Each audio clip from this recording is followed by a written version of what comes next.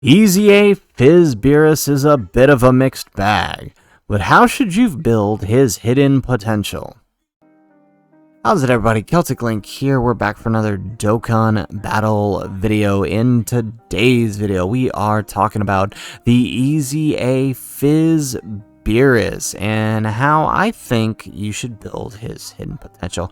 There's a couple of different ways to go about this, but I think one stands out amongst the rest. So we're going to go ahead and hop in and talk about this build. Many of you guys have been asking that we start to do these for more and more units after the Super Saiyan 4 Goku video. So I've decided to, give you guys a listen and pull forward with this. So from this point forward, we will be doing this for every EZA release and new release on Global Dokkan as they come through to help you guys out with those new units and maybe make some adjustments to some older units you may be working on. So let's go ahead, let's jump on in. This guy is an Exploding Rage or Realm of Gods, category key 3, HP attack and defense 170%.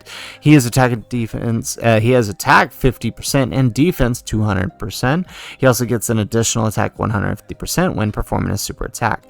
He reduces damage received by 40% with 3 or more key spheres obtained, and additional damage reduction of 30% before attacking with 7 or more key spheres obtained. He has an additional attack and defense 150% within the same turn after receiving an attack.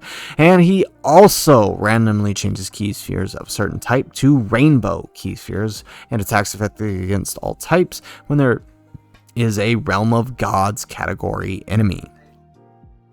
He also has an active skill that can be activated when 70% or less after the 4th turn, and it simply raises attack and defense by 50%, giving him effective against all types and guaranteed to hit for 1 turn. So no enemy dodging. On his super attack, he is raising attack infinitely and greatly lowering the enemy's attack and defense. So you can kind of see this is a unit that does it all, right? He has damage reduction.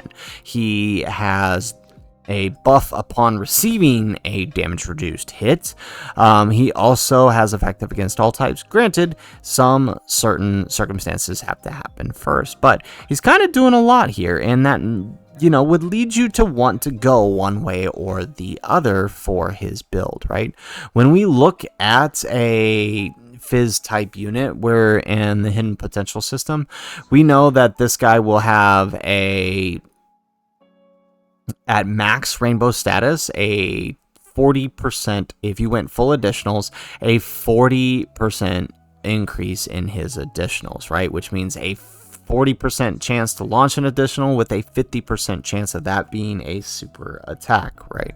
So if this guy ends up launching that additional super attack, he ends up getting twice as strong every turn. And that's something really nice to see, right? Because after he receives that first hit, you're talking about a unit that is hitting 10 million on turn 1.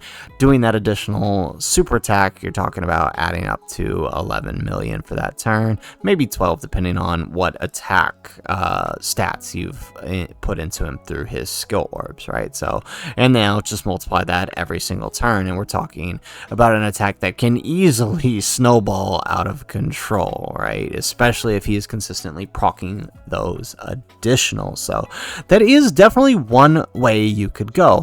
However, again, we've talked about attack stackers before on this channel, and my personal recommendation is when we deal with attack stackers, although it's tempting to want to go for that extra attack on the turn, in my opinion, the better option for this guy is critical hit, right? By fully upgrading the critical hit, you give this guy an extra 30% chance to do a critical hit, not including any skill orbs you may invest to further increase that chance, right?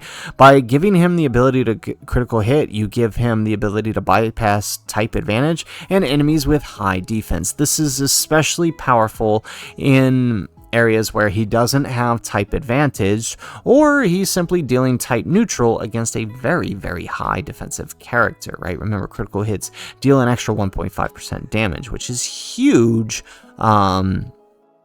in the grand scheme of things, especially when we're talking about a character with a very, very large attack stat, right? There is nothing worse in the world than having a character who's throwing out, 10, 14 million attack stats and then not getting that critical hit, and you're barely able to scratch, 2, 3 million damage because of that. So, in my opinion, for these high attack characters like this, critical hit is the way to go, even though it's tempting to have this.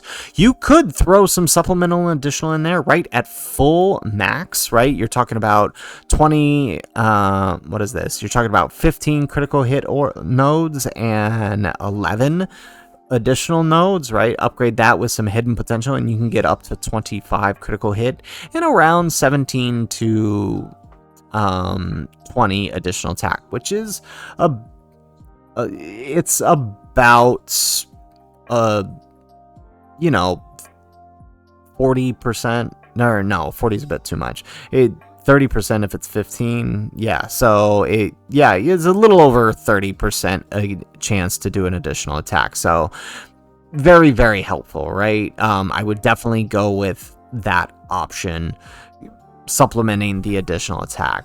Even though it won't proc often, it's still better than nothing. Now, there is one other option for his hidden potential build that I have seen people run, and that is giving this guy dodge. At a full max build, you're talking about an additional 15% chance to dodge, and any upgrades you give into that upping to about 20%. Now, it may seem tempting, right, for that chance to survive that magical super he might receive, because it does happen, right? Any unit can get caught with a stray super and lose you the match, and you never want that to happen. It's always good if you could possibly dodge it. However, this guy is not a unit you want that to happen with, right? Because of this right here. Remember, he is getting an extra attack and defense 150% after receiving an attack, right? So he can only do that in slot 1 or in an event where there's an AoE, like in the Fuse Samas. If he dodges that one attack he needs to take, then he loses out on 150% of his attack and defense, which is huge for a character who already doesn't really have that much defense, right? So dodging that attack is not good for him. So I would personally recommend not going any dodge in him whatsoever. It hurts him more than it helps in the grand scheme of things. You might lose a run or two here or there because he gets caught with a stray super, but really, that can happen with any unit. So I don't think in the grand scheme of things, it hurts him all that much. So again, personally, my recommendation over all of these, dodge or combo attack, is critical hit. Now I know what you're thinking, Celtic.